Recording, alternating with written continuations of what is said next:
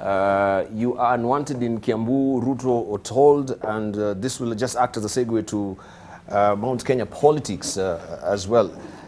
First of all, we are given to understand that there is a plan that is being mooted to have a Limuru 2 conference so that Mount Kenya region may pick up a new kingpin. That you don't have a person who's suited maybe to be a leader of the Mount Kenya region as far as this is concerned. So Limuru 2 conference is in the offing. Mr. Linturi, tell us more about this. And this was your governor saying this actually, and, together with the comes from no, but now we're talking. He will comment on the Kiambu. No, I could help him because no, he's just spoken. He's donor to me, so I can help him to start it because remember, Dibal, even when the Limuru 1 conference was held, it was not held just by the leaders or the politicians of Kiambu. It was a regional meeting that even actually went way beyond not only even the Mount Kenya region, but even other regions were involved, and that's why it became famous. Now this Limuru 2 being spoken about right now, I tell you, Deval, and this is what I see as a leader. I think there are people who have arrogated themselves the business of getting too busy, but I would not say arrogate, but then I think I would then use the word allocated to be more fairer, because it is a choice they have made. But to be too busy in the kitchen of politics at the wrong time, they have hastened their meal. And they're trying to serve it when it is uncooked. It's too early. There has to be stewing time and cooking time, because this business of Limuru 2 conference, there is no leader, there is no what. These guys have, these teams have, I think, overshot themselves. They are way ahead of their time. This is not the time to cook the sport and start talking about Limuru 2 and what have you. This is time to grow the country and build the country and invest in what we have promised. It's time to deliver on the promises made. Then, if you ask yourself, how long does it take for leaders to converge, sit together, make a decision, and probably elect leaders or people to occupy offices? It's a matter of a few weeks. And you have this done. So why in 2019 should we be talking about the stories of 2020 and making it so large and hyping it up? But it seems there's a crisis within Mount Kenya right now, that everybody thinks that heaven is coming down tomorrow. Thank you. So I want to say to those that are so busy trying to drive the country left, right, and center in such political typhoon, to understand that there are so many out of the more than 40 million Kenyans. Majority of us Kenyans, probably more than 40 million, 98% want first to grow the country. We want to see a good economy. We want to see our children in school. All right. We want to be able so to is the Deputy President unwanted in Kiambu? Thank you. Is the Deputy President unwanted in your county? No, of course not. Who said the Deputy President is the Deputy President of the Republic of Kenya, period. And Kenya and Kiambu is a part of the Republic of Kenya. And when he has any business to do in Kiambu, he can come to Kiambu. If he has a project he wants to come and oversee in Kiambu, he can come. He is the principal assistant of the President. So unless we are saying, somebody is saying or meaning those words to mean that Kiambu has now been excisioned from if Kenya. He cannot stop campaigning for the 2022 politics. Let's hear from Mithika Linturi. First of all, is there a crisis within Mount Kenya region as it is right now? First of all, of course, we know Jubilee is split between Kieleweke and Tangatanga. That is a reality on the ground. I don't know which side you're actually rooting for so far. Maybe you can declare today. Wamatangi has been very cagey on this. We've never known until today where actually stands. Yeah, he's been called by Amono Otende. I don't know, Kieletanga is actually the new coinage for Wamatangi. I don't know where you are yourself. I think, Ndipa, for those people that are listening to us,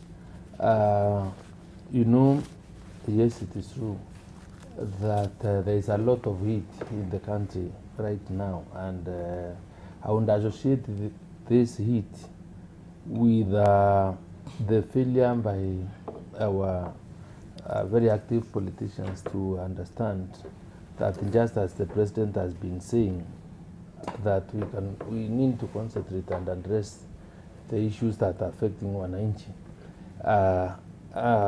And I've just decided to be on the campaign trail nearly every morning, every day of the week. So I am a person who believes that within this particular period of time, that we really must be able to work hard and demonstrate to the people of this country what we were able to do within the 5 years, the second term of President Uhuru, and that will be something that will be able to propel us to the next election cycle when we're almost getting to that kind of 2022. But you know, why this is also happening, we really must ask ourselves why this has to happen. Because there is a, you know, one of the things that we can't run away from is that some, you know, facts at times are facts. We can't change them. That as we approach 2022, it is indeed clear that President Uhuru Kenyatta won't be leaving office, because the constitutional term for the president is only two terms, and is now the second term. He has around 3 years remaining, and which we need to support him deliver on the kind of legacy on his projects that he wants to. But why we have to be firm and to ensure that this heat is managed is because people have sent the wrong signals. The politicians, the technocrats that work within government and other areas have sent signals to show that yes, even if we are working for this particular period, there are all indications that there is a system that is meant to fight the deputy president, who is supposedly supposed to be within the Jubilee fraternity, to be one of the first people to compete with any other candidate that would want to run for presidency within the Jubilee party.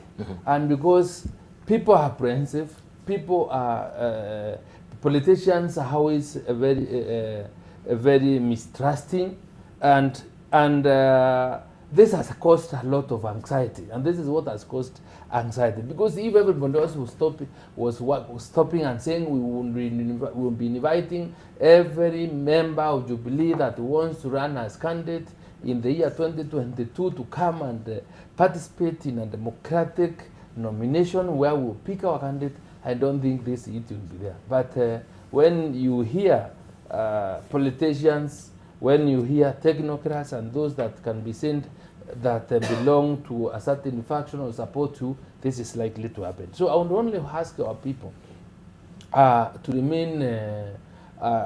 remain focused on our development agenda for this region, and also ask our politicians to remain faithful, to remain and to run away from this tag that has been always associated to our people as being masters of deceit and hypocrisy. Because that's why you find me, I don't talk, because I don't want to contradict as a position, because most of the people that even talk out there may not even have the knowledge or understanding or ideas of how this Jubilee thing came about. Some of us have been there for quite some time, and we have a lot of history. We know the steps that we went through, and because it's politics, and I think politics is for today, tomorrow there will be other things, we will leave it at that. But as we approach 2022, when our president will be retiring, of course we'll have an opportunity to sit down with the other Kenyans and to agree what Thank you. What you can be able, the kind of bargain that you could really have for our country, because we have a responsibility to ensure that we have the best. So is there a rebellion within Jubilee as well as it is right now? Because of course of the Tangataga and the Kieleweke, are people feeling that the leadership of Jubilee has not been supportive? Because most of them also talk about the leadership of Jubilee has been talking condescendingly down on them, especially when we go for these PGA meetings, and you've not even had your PGA meetings until right now. And so there's a bugbear and fear that we don't have leadership within Jubilee Party, and the Mount Kenya region is feeling that yes, it's a high time that we have a figure that is a stabilizing figure within our region that is lacking so far. No. It would be wrong to say that, because in the round of Mount Kenya, but some of you stabilizing figure here as a leader is we have the president as our leader of the region and the president of this country. We agree. So it would be wrong to say that we do not have a leader. But the only thing that we also No. But the thing is, Mithika Linturi, the reality on the ground is, of course, when you come on media on other fronts, will say, yes, all is intact. But when people come away from all this glare of cameras is when they speak out and say, of course, the leadership is not treating us well. The leadership has been talking to us condescendingly. We are not, some of you are not really supporting the president as it is. Just an appearance you do so, but when now you're actually in different cocoons, you're not with the president. You know, let me tell you, and this has to be taken into the right context. We support the president. And when we say we support the president, we may differ in some things because we do not have to agree with him on everything. Like in terms of the agenda for the country and delivering on his mandate, you've heard us saying that we are in support and we have no problem. Probably where I would say we have a problem with the president in the manner that he may be doing his things is the management of the Jubilee Party. For example, I have said many times and that we require to have an election for the Jubilee Party so that when I go to Meru and I know to Kegoi or whichever one, we know who the members of the face bearers of Jubilee are. That is the only area which you can blame him on. So there's poor management in the Jubilee Party right now. Because we've not been able to come up with an election arrangement proper for the party so that the party can be float on the ground. That is the only area I do not really personally believe. So you think in the manner in which the party is being run, and for purposes of ensuring that there is stability, and so that there is no question, there is no anxiety in the region. People have to be given the party to them, so that at least they are able to own the party. You think the party is teetering on the edge of collapse right now as it is, from your assessment? The party is not going to collapse, my friend. Let me tell you. I am a member of Jubilee, and I will not go to any other party. We will ensure that we'll put our house in order. That one I will tell you.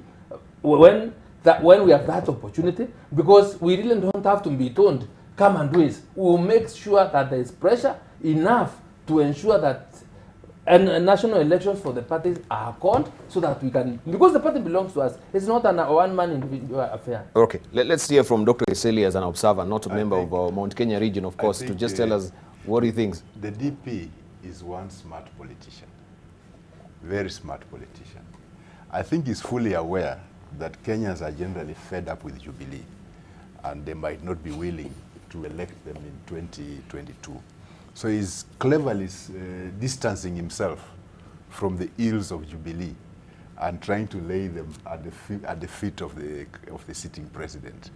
And you can see it from his defiance. You know Kenyans love a defiant politician. So his defiance is well calculated.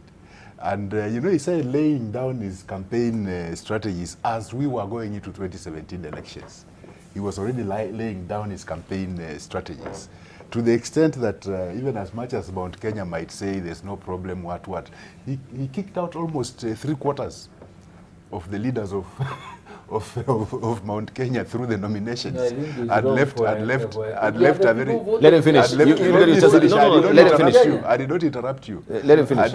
Instead, he left now rookies who are always busy, sycophanting around him and creating a personality cult. So he's been a very smart cookie, and actually Mt.Kenya needs to be very, very careful. I think they have been outsmarted this time.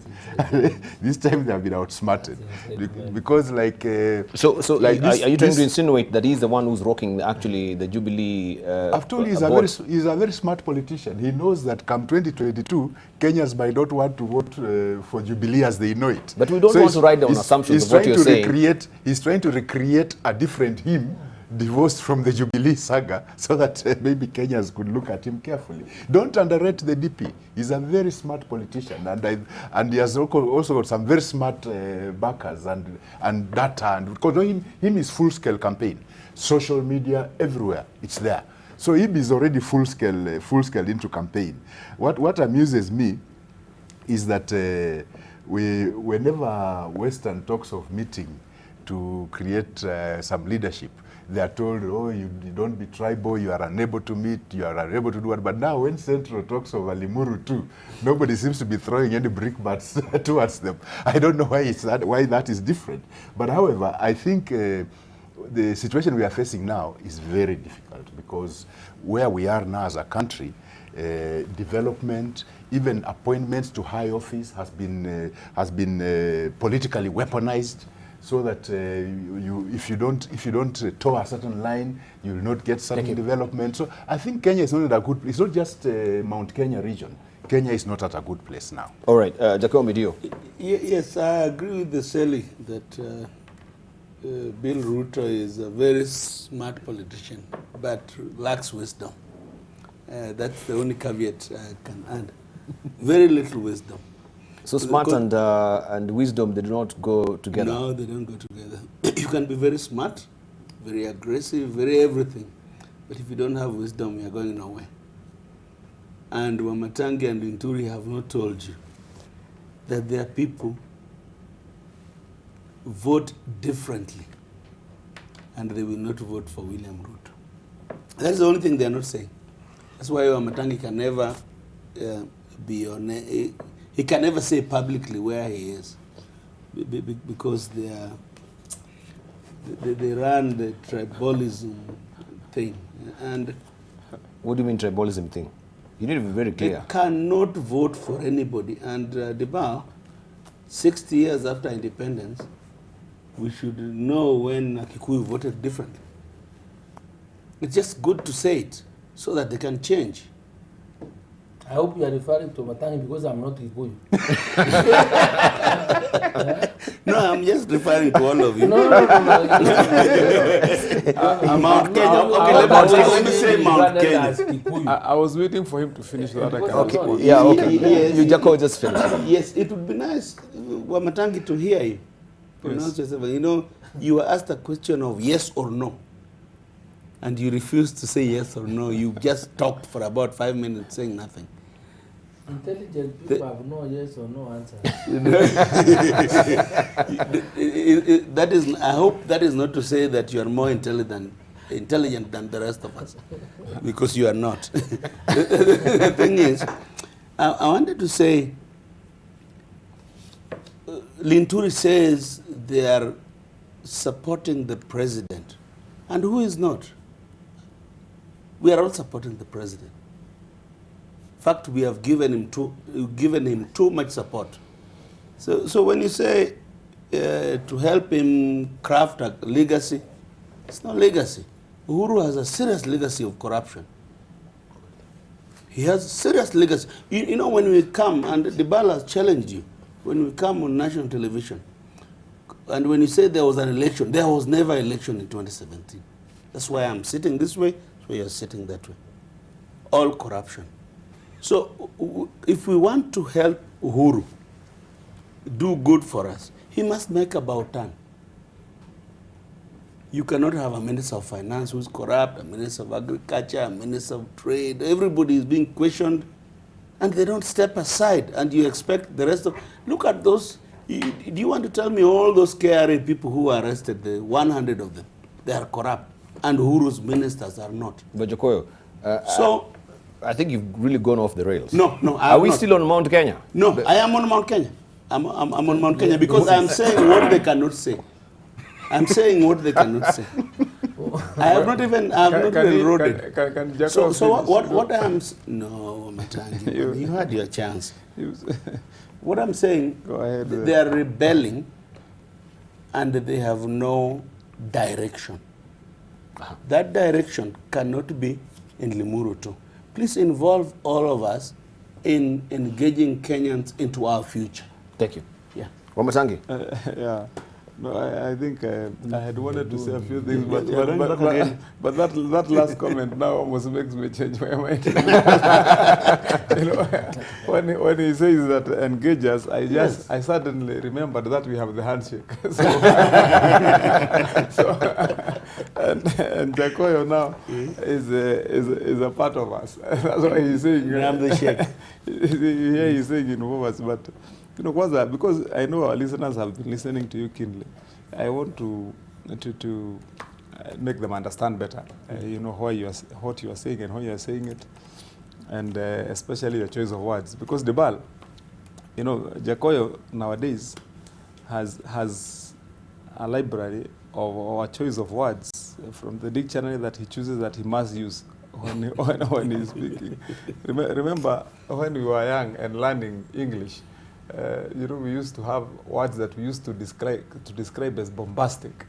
so Jakoyo has picked on a few bombastic ones that he must drop all the time. You know, when you hear him talking about legacy of corruption, when you hear, you know, they have no direction, those are choice statements that Jakoyo has intentionally decided to take and to use to divert. But I want to be clear that first, you say that can Mount Kenya declare? When did they ever vote differently? And I would beg that you would have explained to our viewers this morning, what do you mean by differently? Because differently should not be misconstrued to mean that Mount Kenya votes differently when they have voted for a candidate they have not chosen. Because Dibal, in a democracy, see, we start our campaigns by forming political parties. For example, like we did in 2013, we formed Jubilee.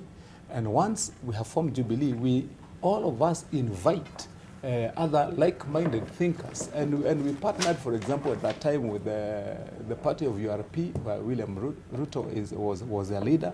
We have, in the subsequent elections in 2017, then invited other parties. And remember, I've said this before on this platform, that we collapsed more than 20 parties from all over this country, including some from Luo Nyanza, to form what we now have as the Jubilee Party. And then we voted commonly from one thought, all of us. And the votes that took, for example, the President Uhuru Kenyatta to State House are not Kikuyu votes only. They're not Mount Kenya votes only. He is there courtesy of votes of Kenyans from all over this country.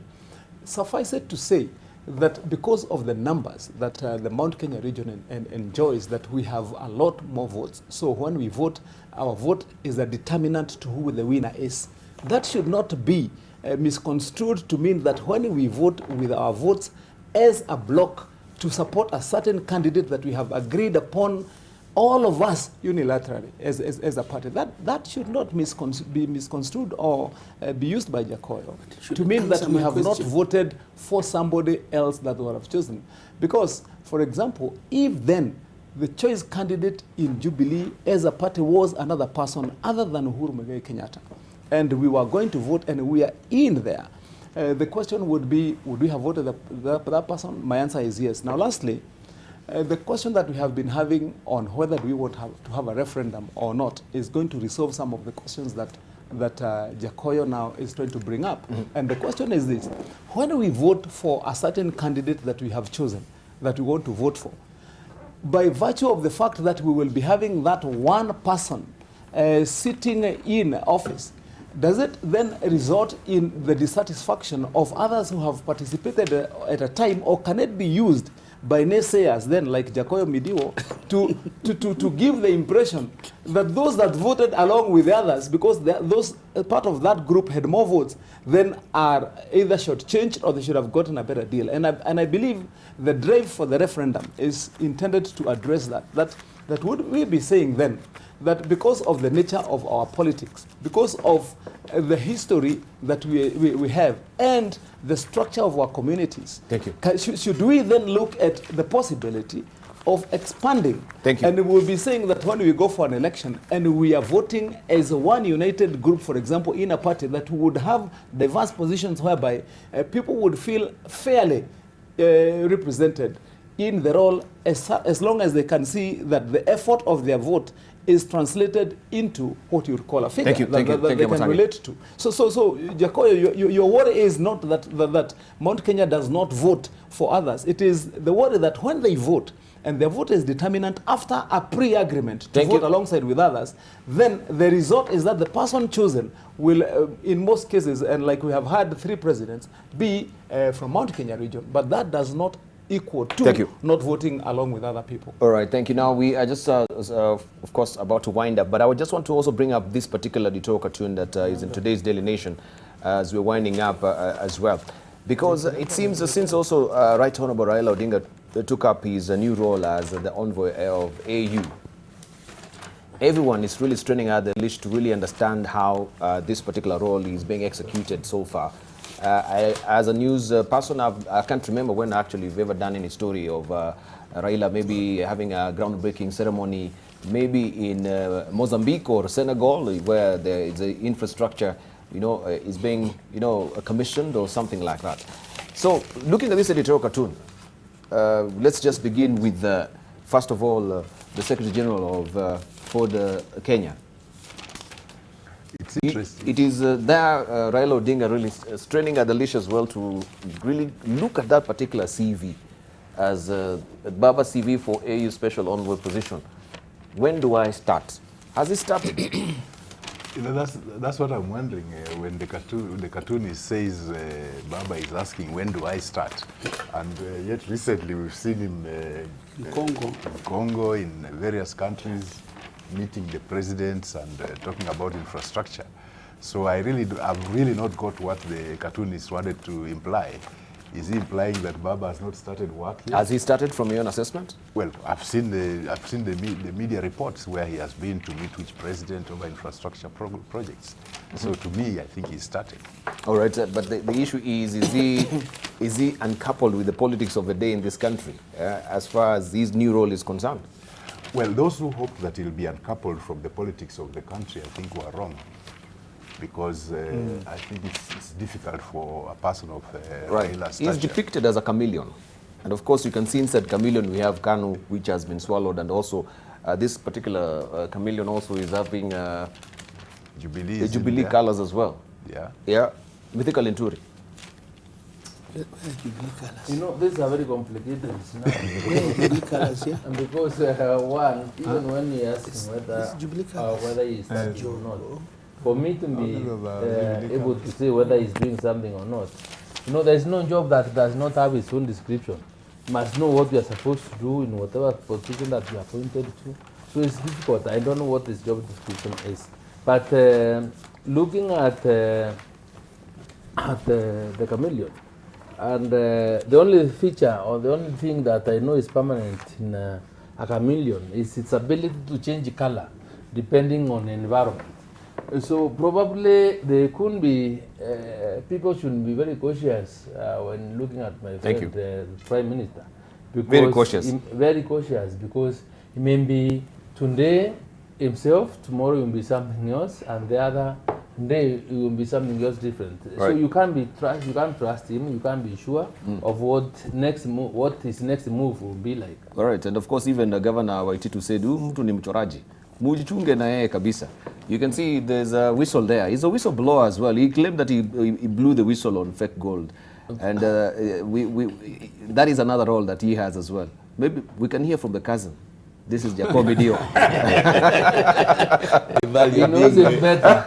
You're being very unfair. I didn't wake up at 4 a.m. to become a cousin. I was born a cousin. But Raila's role in this AU thing is advisory. AU does not build roads. You cannot pinpoint a road or a SGR which was built by AU in any African country. So I think it's advisory. He's trying to stop them from being corrupt. I think he is doing a lot of engagement, except that AU doesn't have a budget. AU is broke. I think he's doing his best.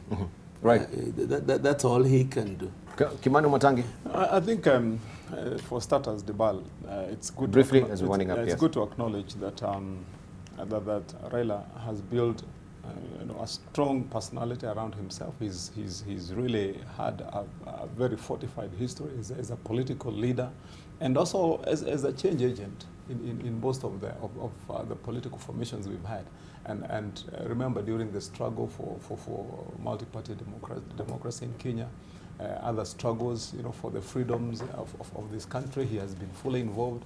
Formations of several political parties when one didn't fit. So he has that legacy upon himself, and so it should not be, be an issue when you find that if he's quiet, Kenyans will be concerned. But more important is that because he has been, and I said this before, synonymous with opposition politics in Kenya. So when he is on the other side, it becomes a bit confusing. Lastly, he is on that role in the AU. I think, like Eseli said, I've seen him sometimes even meeting the Prime Minister of India on certain discussions. And I believe if that be his role, so be it. But then definitely him being a local boy, you know, born and bred and grown up in politics, it is very, very hard to remove him from the political scene. Right. Yeah. Yusuf Shiko, as we're winding up, says that purporting to hold a Limuru 2 meeting to choose a leader for the region is a very naive political move. Regional kingpins, albeit a retrogressive idea, evolve over time in politics of this miserable country called Kenya. Also, Abdallah Madambo says that I'm not sure if Kenya is broke, because how come we have millions of money being dished out every weekend? We have high liquidity, but the flow is stagnant. Jim Rose Moody saying that, ask the panel, is it true that the US government have withdrawn the 300 billion shillings meant for the Nairobi-Mombasa dual carriage, fearing that the figures were increased 3 to 4 times? We're not really sure. This is what Jim Rose is asking. Of course, we won't have time for that this morning, but I'll ask my panelists off camera. And lastly also,